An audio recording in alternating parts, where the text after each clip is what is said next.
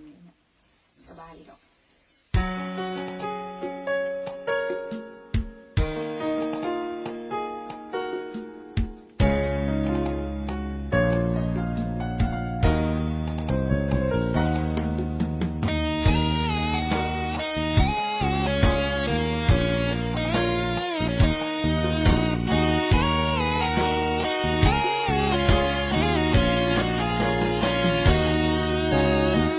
ความสุขอยู่บ่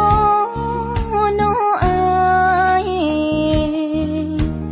หักคนนี้เงินหลายอายมีสุขพอ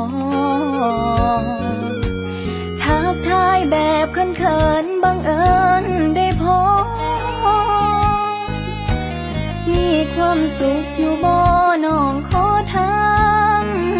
แน่บ่มีความสุขเลยเด้อน้องลาทุกเวลาห่วงหาแต่เจ้าเอาแท้จงสอกหาทางออกและบอกทางแก้มาคิดซอยอายแน่บอกทางแก้ไขทางออกที่ดีมันก็คือวิธีปล่อยวางขอเว้าดังๆวางบ่ได้คิดฮอดเจ้าหลายสิบขาหน้ามันยังสู่ขาหลังบ่ได้ไอ้มีเมียแล้วสิให้น้องเฮ็ดแนวใดเป็นเมียน้อยก็เป็นบ่ได้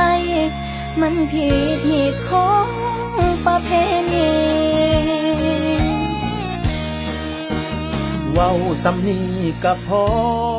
น้อแฟนเก่าหลายคนแนมเบิ่งเฮาแล้วมัน